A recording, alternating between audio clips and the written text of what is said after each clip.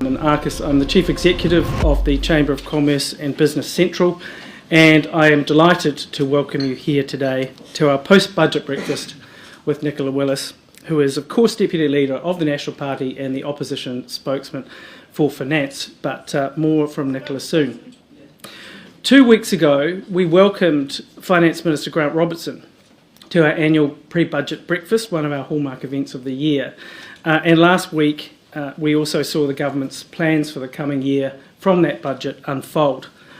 But I'm proud that the Chamber is a hub for debate from all sides of the political spectrum, and today is a focus on what the opposition has assessed the budget to be and what their view of the budget's offer to business is.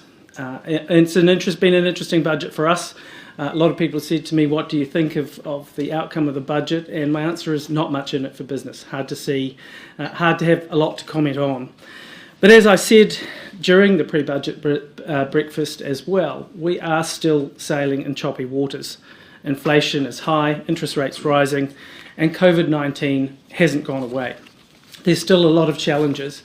And if the challenges aren't labour and staffing and other issues for business, there are often things like the risks of inflation, or even the fact that a business that's doing well in this environment wants to grow and can't necessarily grow because of labour shortages. So there's almost a growth limitation that's going on that we hear a lot from our members. Therefore, it's an important time to get the settings right by any government and help businesses keep people in work, help businesses keep prices down. So I'm looking forward today to hearing what a national government would do differently and how the National Party has assessed this budget. I just want to briefly welcome our special guests, and firstly and most obviously our guest speaker today, Nicola Willis MP. Thanks for taking the time out to join us. I was just saying to Nicola, we had a fantastic day together visiting businesses in Hawke's Bay. Seems like a long time ago, but it was really only a month or 6 weeks ago. And I'm pleased to say that as a result of that, as a little aside, we had a member join the next day on the basis of, I suppose, meeting Nicola and being involved. So, Nicola, if this gig ever gets boring, there's always a place in member development here. But it was fantastic and really good to be able to take politicians and friends of business around the regions and introduce them to businesses, to have those in-depth chats. There's nothing better than hearing it from the horse's mouth.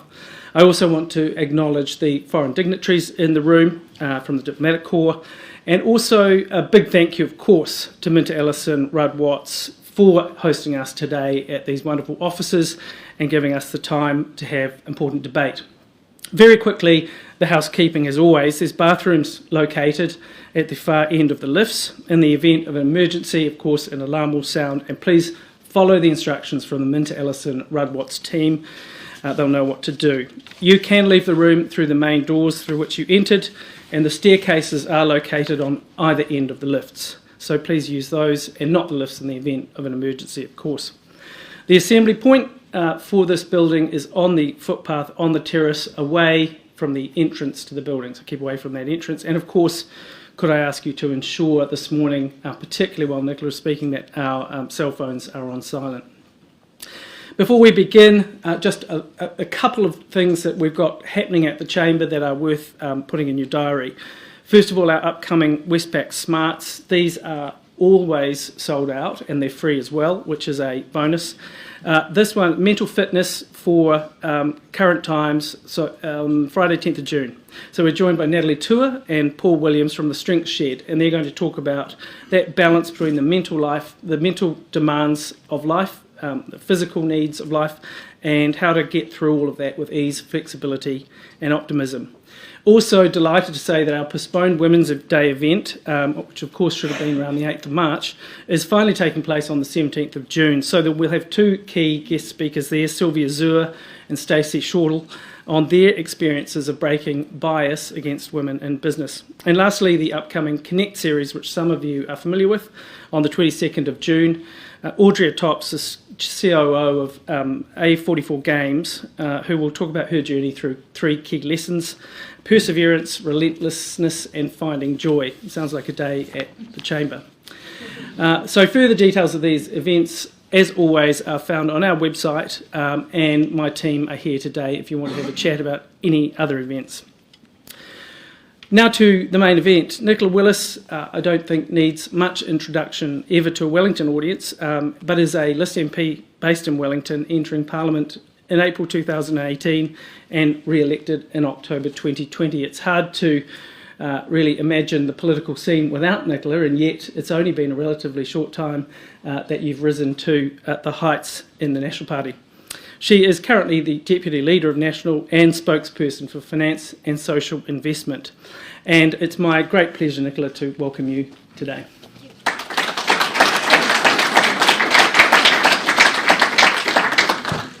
Kia ora koutou katoa, ngā mihi nui kia koutou. I always find it funny when I listen to these introductions of myself, because I think, well, what you should know is that really this morning who I am is the mother that when she got up had her 10-year-old come in and give her quite a lot of advice about what she should and should not be wearing. So that's who I really am, and when I come to work each day I do think about that. I think about my 4 children and the future that I want for them in New Zealand, and that is a very motivating force. Can I thank you, Simon, and the Wellington Chamber, both for hosting me today and for the great work you do for advocating for business in our city and our region. And can I thank Minta Ellison for hosting us. It's very generous of you and great to have this opportunity. I have spoken at many chambers of commerce and many business events in the past few months, as you'd imagine, but this has to be the best yet, because this is my hometown, and it is truly lovely to be in Wellington, the place I was born and the place that I am very pleased to represent in Parliament. So, Budget 2022. We think that this budget is Labour's backwards budget. Backwards across a number of fronts. Backwards in terms of New Zealanders, who we believe will have their personal financial circumstances going backwards over the forecast period.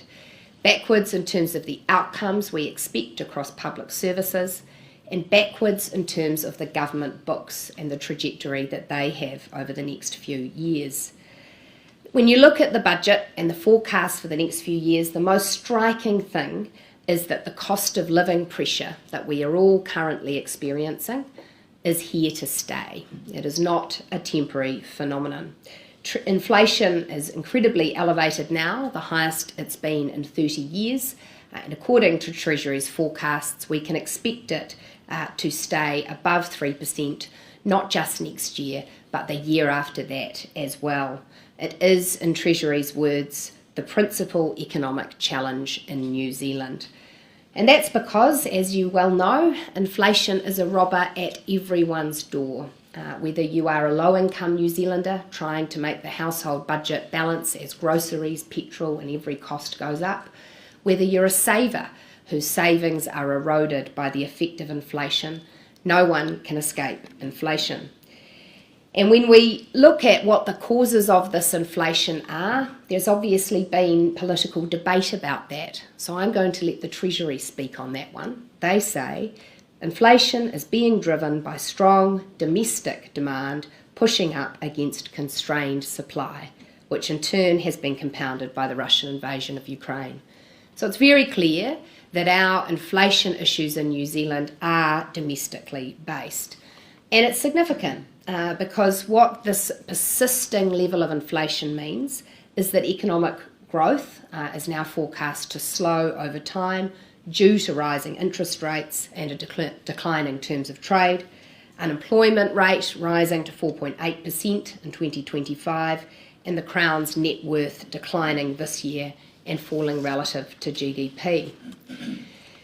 And what that all spells is that our financial books for the government are going backwards. And I want to spend some time on this morning, because perhaps the biggest untold story of this budget is the blowout in spending and Crown spending that is at its heart. Now, we always knew going into the budget that it would be a big spending budget. Grant Robertson had forecast that he was planning an additional $6 billion in spend on top of existing baselines, which would have been the highest increase in expenditure on record. In fact, what occurred and is laid out in the budget documents is that spending went well beyond that. The Finance Minister dipped into next year's budget allowance, taking $2 billion from that, and he dipped into the year after that's allowance, taking $500 million from that. In addition to that operating allowance expenditure, he's also added cost of living payment, which I affectionately call the Band-Aid payment. He has added climate change spending and COVID spending. All up, the additional expenditure is $9.6 billion more next year and more in out years, which is an extraordinary amount of spending. Taken together, that means what was meant to be $24 billion more over the next 4 years is actually $38 billion more. Now, that level of expenditure has big implications, because what it means is that despite low unemployment and despite the fact that the Crown is collecting billions more in revenue than predicted, we are not going to have our books back in balance until 2025. The deficit will continue, and that means that debt is set to climb to 41% of GDP in 2024. And just to give you a sense of where that is, because I know that finance spokespeople, we throw all these numbers out there and it can become quite a blurry kind of thing. By contrast, following the GFC and the Canterbury earthquakes, debt reached 25.5% in 2013, and yet we're looking to go to 41% in 2024. So our debt levels are significantly elevated from where they have been historically. And actually, that debt scenario, that deficit scenario, I hate to break it to you, but it's actually a very optimistic scenario. It is highly likely that it will deteriorate further unless spending is constrained next year. Now, next year just happens to be election year. So you tell me whether or not you think spending will be constrained next year. Budget 2022, as I said, pre-commits $2 billion of next year's operating allowance, of 2023's operating allowance. So that means to stick to the debt track and deficit track that is set out in the budget, the Finance Minister will only have $2.5 billion left next year to fund all of the cost pressures and initiatives across the government's books. And of course, what's most likely is that with inflation forecast to be high, it's actually predictable that he will have more than normal cost pressures. So it will be very challenging for him to stick to that spending allowance. Treasury notes the reality of that in stark terms, and it's quite striking to me that this hasn't received more attention, because Treasury says the only way that this can be met is either by reprioritising existing services, that is, stopping doing some things, increasing tax, or increasing spending and therefore debt.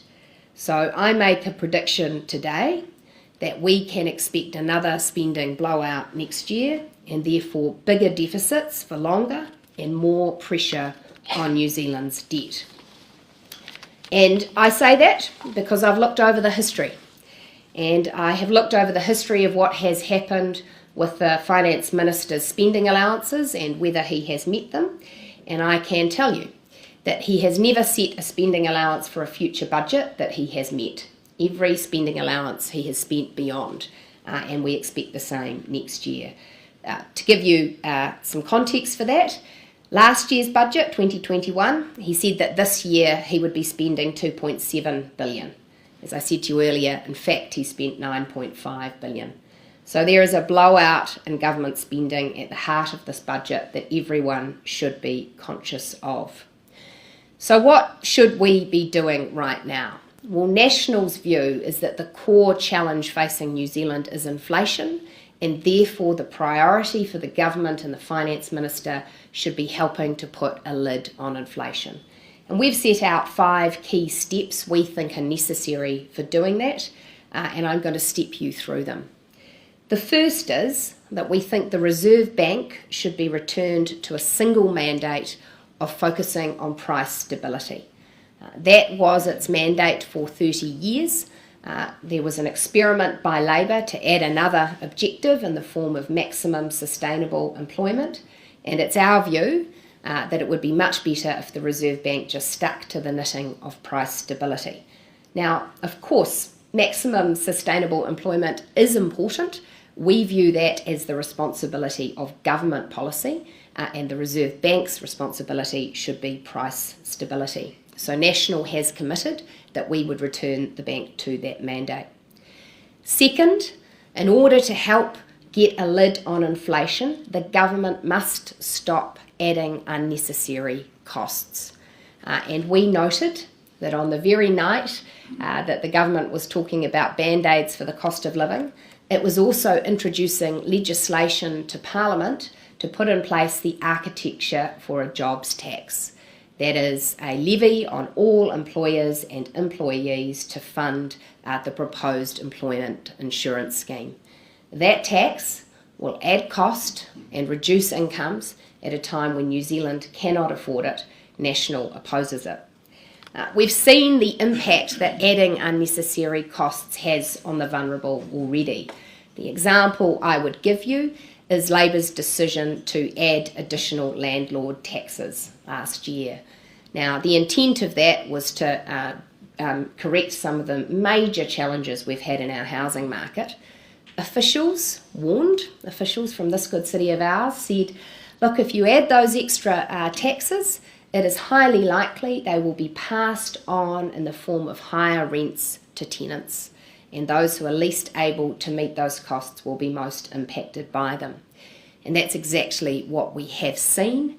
In the past year, average rents have risen $50 a week. And that is the highest increase in weekly rents ever seen in New Zealand's history.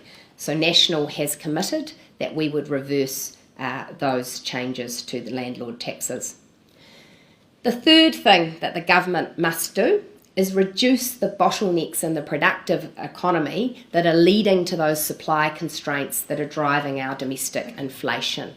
Now, the obvious example, and I'm sure everyone in this room has experienced it, is the difficulty in accessing skilled labour. Every business I visit around the country says to me, I'm just really worried about getting the people I need to do what we need to do. And so there's a couple of aspects to that. The first is about our immigration settings, and National has for some time lamented how slow the government has been on moving to reopen our border and welcome skilled people from around the world. We have welcomed steps in the right direction, but we remain sceptical about whether New Zealand, coming late to the party with stricter requirements than many of the other countries we like to compare ourselves to, whether we will in fact have the incoming levels of immigration that we would like to see. We also see that part of ensuring that we have more people available for work is being able to move people from welfare into work. And we note that despite record job vacancies, there are 55,000 more people on a job seeker benefit today than there were when Labour came to office. That is certainly an area that needs attention.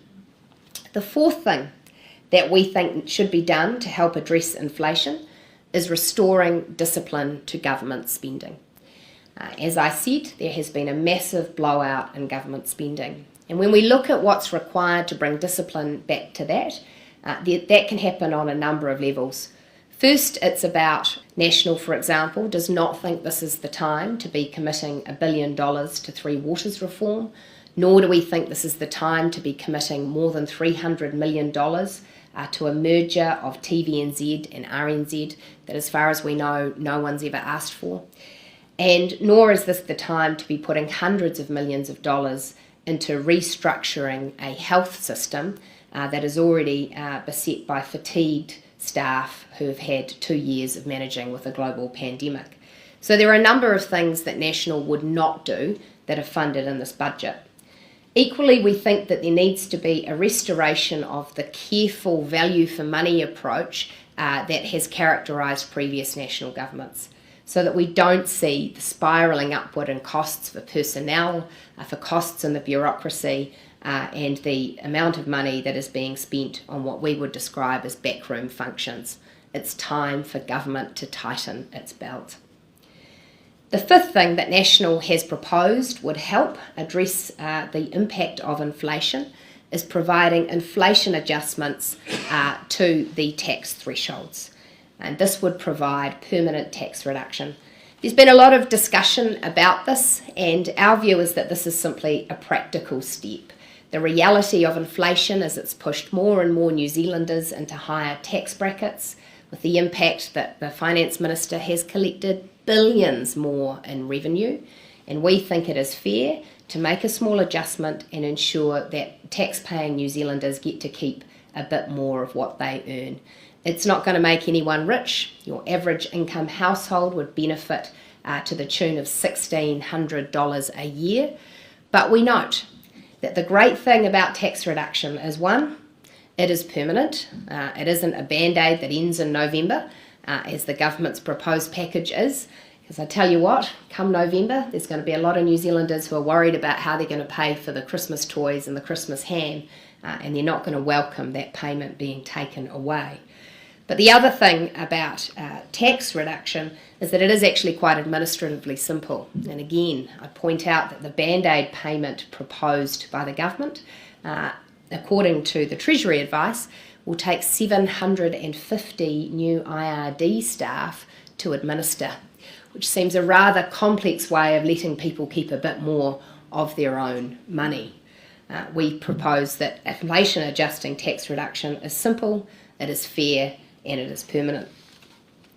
So that's our 5-step plan to address inflation. Give the Reserve Bank a single mandate, stop adding unnecessary costs, reduce bottlenecks in the productive economy, restore discipline to government spending, and inflation adjust those tax brackets. But National is very conscious that for New Zealand to be a place that people not only want to come to work, but frankly want to stay in, where we can keep our best and brightest, so that those in this room aren't struggling to convince your grads and your younger people to stay here in New Zealand, we need to chart a pathway to more prosperity and more future growth. Our leader, Chris Luxon, has set out in some detail his vision for what those foundations of growth are, and I want to quickly take you through them. The first is education and skills. And if you are to ask me what is the best predictor of how productive the New Zealand economy will be in 20 years, it is what's going on in our classrooms right now. And by that measure, we should be concerned, because we now have 40% of New Zealand school students not attending school regularly. That is a moral failure, and it is an economic failure. And ensuring that children are attending school is a first step. The second step is to ensure that we are actually lifting achievement across those basics of literacy and numeracy. Because according to international studies, New Zealand has slipped back, not only relative to the countries we like to compare ourselves to, but also relative to our historic performance. So you will see from National over the next year a lot of attention given to the education policies that are needed to lift that performance in our schools. The second area that's critical is infrastructure, and National is absolutely committed to infrastructure investment to drive future growth. And I can't stand here in Wellington without noting how we have been held back by a lack of infrastructure investment. I think there were great hopes for Let's Get Wellington Moving, and it has now, I think, in many people's minds become a bit of a joke. Because there has been so very little progress. Since 2017, more than $59 million has been spent on Let's Get Wellington Moving, and of that, only $253,000 has been spent on actual construction. Instead, what we've had is millions spent on consultants, strategies, consultation, reviews, and plans about plans as we prevaricate about what to build. Instead, what we should do is get on with it and get some spades in the ground. It's incredibly frustrating when you look at Transmission Gully and you see it there, and remember that it was meant to be the first stage of a road of national significance, including 4 lanes from the CBD to the airport, and yet none of those subsequent projects have even begun. I am well known for my commitment to a second Mount Victoria tunnel, and that commitment remains today and for a future national government. The third thing that National thinks is needed to lay a foundation for future growth is an emphasis on technology, access to capital and innovation, particularly for our small and medium enterprises. And we want to ensure that there are good incentives and good support for businesses to invest in the technology they need to be more productive and more profitable in the future. The fourth thing is that we need to get the business environment right, and that does mean having a resolute focus on reducing red tape and on ensuring that government regulation doesn't get in the way of good investment and of good growth. Finally, we need to invest in those connections with the world, both in terms of the trading agreements that we want with countries to give our exporters better access to market, but also to ensure that they have access to the capital that they need to grow. So, while I started this speech in a place where I lamented the problems in the budget published last week, let me just be very clear that National remains optimistic about New Zealand's prospects, but we are very realistic about the scale of the challenges that our economy faces right now. The cost of living crisis, which is eating away at the lifestyles of so many New Zealanders, of the living standards of so many, and making it hard for individuals and families up and down the country, is set to bed in. And that is laid out very starkly in the budget. We have not been presented by the government with a plan for addressing it. We have to have more than a plan to spend more, tax more, and hope that it will go away, because economic history would suggest that it will not. So National is resolute about capturing the opportunities New Zealand faces and delivering for New Zealanders today, tomorrow, and in the future. And I look forward over the next year talking to you in detail about the policies we will have for delivering on that. So thank you for being here today.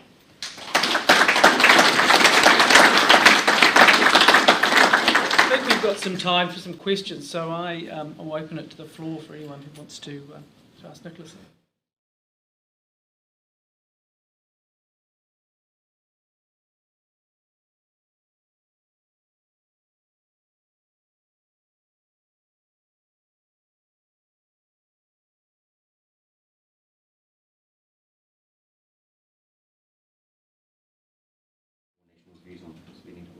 Yeah, well, we view climate change as one of the significant economic and moral challenges that New Zealand will face over the coming years. And we've committed very clearly to the Zero Carbon Act and the targets within it.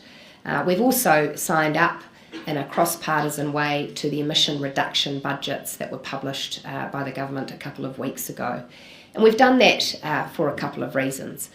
One is that we believe that New Zealand has a moral obligation to contribute to global emission reduction efforts, but the second is the economic reality that our trading partners will expect that from us, and for our businesses, farmers, industries to be able to trade effectively in the world, they are going to want to be able to demonstrate that they are part of a country that is doing the right thing on climate change. Where we differ is the means for achieving that reduction. And what we saw before the budget was the government published its emission reduction plan with a $3.9 billion price tag. Now, our view is that that plan includes a number of measures which are not going to be the most efficient and effective way of reducing emissions. I'll give you the example that there is $650 million or so in there allocated to help businesses and large emitters reduce their emissions. Well, our view is that that is a lot of money to spend on ribbon-cutting ceremonies when we already have an emissions trading scheme which has the function of sending a price signal to business that it should be reducing the amount of carbon that it emits now. And that's our message to business. Get on, reduce your emissions, and don't expect the government to bail you out for that. Equally, the emissions reduction plan we were frustrated to see included a lot of plans to make plans and strategies to make strategies, and allocated tens of millions of dollars to government agencies to do that. We view that as the core business of government that should be delivered within baselines. So what you can expect from us over the next few months is that we will lay out what complementary measures we think are needed to support the emissions trading scheme in order to meet our climate goals. But what you can also expect is we will do so with a very firm eye on efficiency, fairness, and on taking New Zealanders with us. Yes. Thank you. The budget contained a lot of new money for health. Now, the health sector needs some, absolutely, but what would National do and what would National do differently? Yeah, thank you for the question. So I think when I look at the health system today, perhaps the biggest challenge that it faces is a workforce challenge. You can see a very fatigued workforce who've come through 2 years of pandemic conditions, and that's impacted that workforce not just in terms of the extra hours, but the stress. I spoke to someone recently whose partner is a nurse, and he said, look, her challenge has been she went from a ratio of one nurse to 4 patients to 1 nurse to 12 patients. And what worried her wasn't that she was run off her feet, it was that she would come home each day and feel that she hadn't given her patients the care that they deserved. So it's National's view that against that backdrop, it is utterly the wrong time to be doing a complete restructure and reorganisation of the health system. And we are very worried about what will be lost in that process, both in terms of money that we think will end up caught up in the bureaucracy in the back room rather than on the front line where it's needed, but also in terms of the additional stress it will place on the health workforce. So what would we do differently? Well, the first thing is we would focus on ensuring that that deficit in the number of nurses and skilled health practitioners that we have is addressed. So we would, for example, make sure that nurses and midwives are included in the Priority A immigration list so that they can look forward to permanent residency if they come to New Zealand. The second thing we would do is have a relentless focus on results and outcomes in the health system. In government, we set clear targets for what we expected the health system to deliver across measures such as waiting times in the emergency room, child immunisation rates, treatment times for cancer. One of Labour's first moves on coming to government was to remove those targets. And it should be no surprise, therefore, that we've seen performance slip against all of those measures. So our approach would be to set targets, to set accountability, and to ensure that funding, wherever possible, is reaching the front line rather than backroom bureaucracy. Yes? Yeah, highly skilled labour from Europe are a bit hesitant coming to New Zealand because they know once they're here 20 years and get superannuation, their national pension will be deducted. How does National see that, and would you change something in that? Well, look, National has actually supported changes to limit access to superannuation in that way, and that for us is about a principle of fairness, which is acknowledging that New Zealanders have contributed to the super scheme throughout their lifetime should benefit most fully from it. But we do, of course, support the current mechanisms by which there is graduated access to the superannuation scheme. I'm interested that you raise that as the major issue because certainly the feedback that I get when I talk to people about what it is that's preventing people coming from Europe and Asia and the rest of the world to New Zealand, one of the key issues that is raised is how difficult it has been to get a pathway to permanent residency with the services and access to New Zealand that provides. And we have recognised that that's one of the key things we need to address to make this an attractive destination, ensuring that people when they come here know that they can have a pathway to permanent residency. Yes? Yeah. Hi Nicola, thanks for your comments this morning. You mentioned Let's Get Welly moving and as Wellingtonians, we've been around a long time. You talked about your commitment to Mount Victoria Tunnels. What other elements do you want to see in the scheme and how will you make sure that it's successful? Well, look, Let's Get Wellington moving.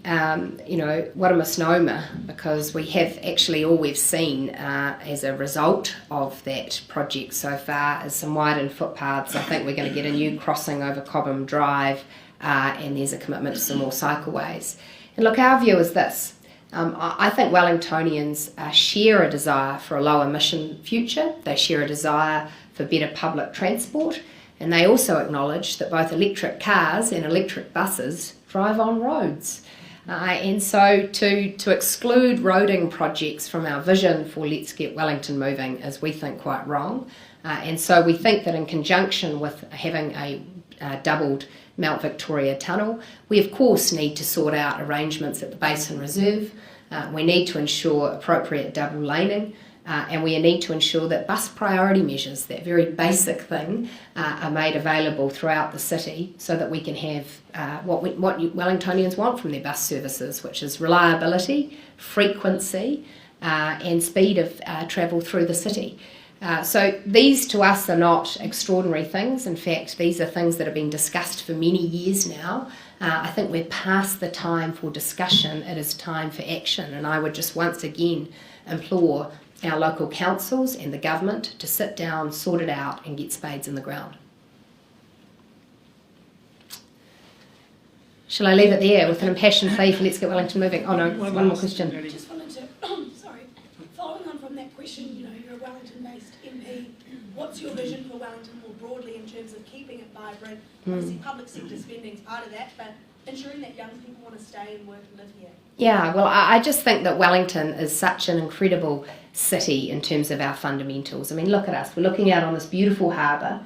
We're surrounded by this town belt, beautiful bush, and yet we have this wonderful dense CBD that has world-leading technological firms, Xero, TradeMe, the software system that surrounds that, the startups that surround that, an incredible university, Victoria University of Wellington, which brings in great intelligence and capability and knowledge. And then we are the seat of government with all of the connections to the world that provides.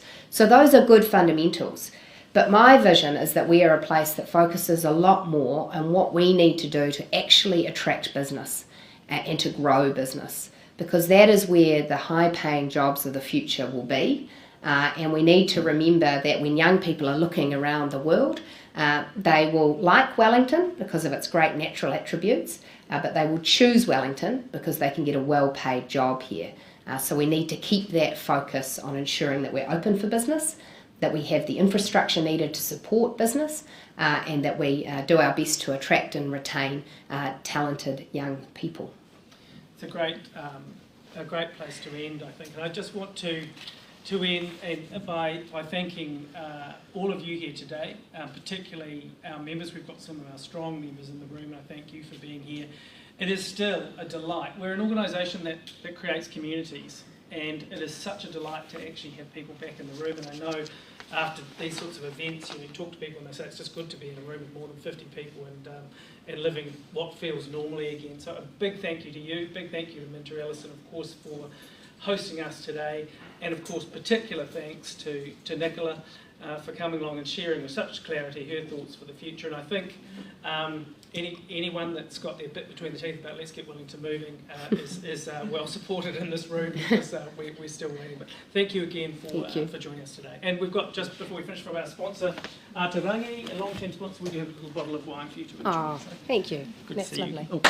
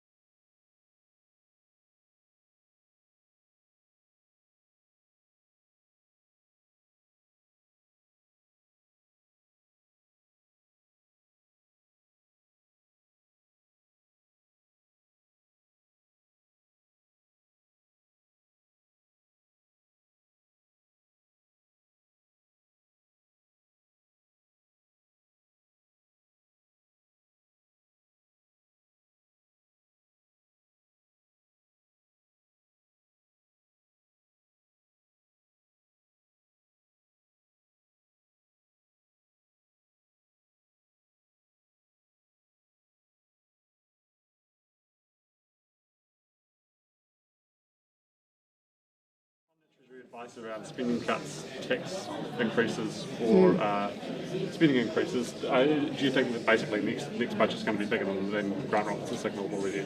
Yes, well, what we know is that he's already raided next year's kitty. He's taken $2 billion from it, so he's only got $2.5 billion left. And yes, I make a clear prediction that he will spend more than that, which will mean a bigger deficit and likely a lot more debt for the country. He has a track record of spending more than he says he will in budgets prior, and we expect that trend to continue. Treasury says a lot of that is cost pressures in the public sector. Would you expect Grant Robertson to signal to the public sector that they have to share the pain that everyone else is sharing? Yes, we would expect a lot more value for money across the public sector, a lot more discipline, and that means reducing the amount of waste that has been occurring and ensuring that every dollar is getting maximum value at a time when New Zealanders are doing it very tough and are making difficult decisions in their own households. Do you think with the next year, $2 billion having been pre-spent this year, but that money will be actually spent next year? So is it fair to say that this year's spending is, what would your figure was $8 or $9 billion? Is it fair to say that that's the figure this year when actually that money will be spent next year? Well, what we know is this. In December, the Treasury was forecasting that in next year New Zealand would spend $120 billion. That forecast is now $127 billion. So by whatever measure you take, whether you include the cost of living, whether you include the climate change expenditure, whether you include the dipping into next year's operating allowance, Grant Robertson has spent a lot more in this budget than he had foreshadowed that he would. He has blown out his own spending allowance, and this is frankly part of a pattern. He has done this in every budget he has made. On Let's Get Wellington Moving, would that not be an example of something that could wait given the climate we're in? Well, we think that Let's Get Wellington Moving has waited for far too long, and what we've seen is that the wait has been around discussion and consultation that has been unproductive. What we would have liked to have seen is key projects committed to, so that actually that infrastructure investment can be scheduled over the next few years. It should be a priority. But pipes under the city's capital aren't? Well, pipes under the city's capital absolutely are a priority, and I would again say that that is something that the council should be focused on, has been able to be focused on. The difference, of course, with Let's Get Wellington Moving is that that is a project that the government committed to and said it would bring significant funds to bear on. And of course, those funds haven't actually been brought to bear, so that's where a central government commitment hasn't been followed through on. Treasury's BFU once again, I think this is the third Treasury forecast that said this, warned that Let's Get Wellington Moving is at risk of going over budget, particularly the council share, and will need a government bailout potentially. Would National back Crown funding for helping out the councils if they can't afford it? Well, I think what this demonstrates is one of the most expensive things that the government can do to add to the costs of infrastructure is delay. Delay creates more cost, and we've seen that with infrastructure projects across the board. And we would say, again, rather than trying to boil the ocean and sort out every detail of the Let's Get Wellington Moving plan, commit to some key projects, get spades in the ground. But would you, if the council say that they can't meet their 40% share, would National help them out? Well, I think the first step is actually getting agreement with local government about what the projects are, and my sense has been that both councillors and ratepayers have been reluctant to commit funding in the absence of any commitment from the Crown about what the key projects are. Again, I just say if we can have the key players sitting down and sorting it out, then I think that this is a project that can be funded. What people want to see is progress. So that's not a yes or a no, that's a let's wait and see what happens. Well, I think that there is the potential to get projects up and running within the current funding that the Council and the Crown have committed. That has not been the major obstacle to date. The major obstacle to date has been a lack of agreement about what projects should be progressed. And too much funding for TVNZ, RNZ in your speech you mentioned, that's something that National would go back to what RNZ gets 50 mil and that's about it in terms of public broadcast? We don't see that there is a case for a merger of Radio New Zealand and TVNZ. We haven't seen a problem set out that this would solve, and what we do see is that it's hundreds of millions of dollars being spent on a restructure at a time when there are significant cost pressures across government and in Kiwi households. So no, we would not prioritise that spending. And just on nursing workforce, so you mentioned our national put nurses and midwives into the top priority for the immigration. Would you do anything else? Is that enough in a global shortage? Well, look, I've seen various estimates, some which say that we're about 4,000 nurses short right now.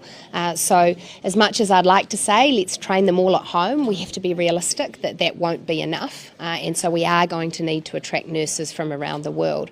It just seems ridiculous that we've come out with immigration settings that put nurses on a B list, which mean that they need to wait 2 years working here before they get permanent residency, while our closest competitor for nurses, Australia, has said welcome, and yes, you can have your permanent residency straight away. So we think addressing that would be one big help.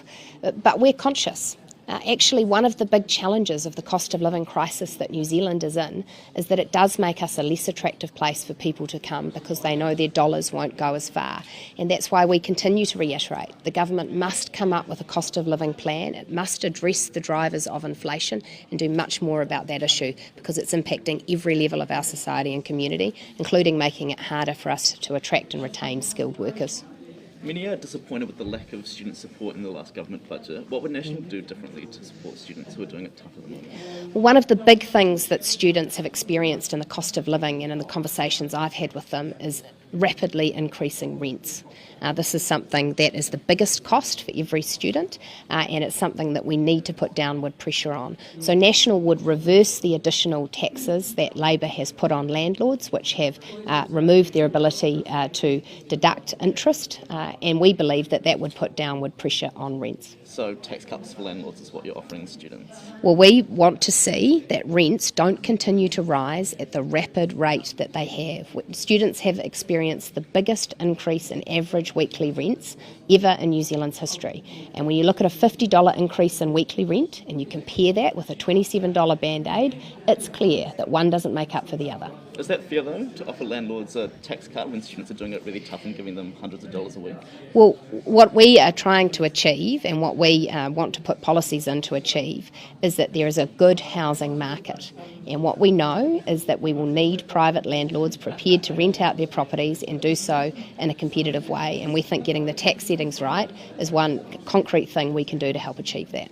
What would you do if landlords don't pass on that saving to tenants? There's a good chance that landlords will just pocket it.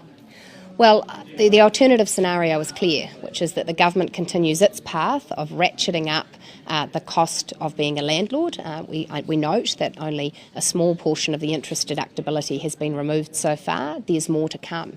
And I would put to you there's two very different paths, one in which the costs for landlords increase dramatically and there's more upward pressure on rents, and another in which we remove those costs and the pressure can go the other way. Would you be willing to, you're a Finance Minister, you remove this, would you, when you remove it, be willing to tell landlords to pass on that saving to tenants? Well, one of the things that I will do is I will be sitting down with our, I hope, Housing Minister Chris Bishop and saying to him, what can we do to support a competitive, healthy rental market in New Zealand so that rents are more affordable in the future? And I accept there are going to be a number of things to do that because, of course, part of it is encouraging new build housing, encouraging purpose-built build-to-rent development. I've put forward a bill that would achieve more investment in that sector and the long-term sustainable tenancies that are there, working with landlords to understand what are the barriers to them providing new rentals today, what are the things that are adding to their costs, how can they work with government to provide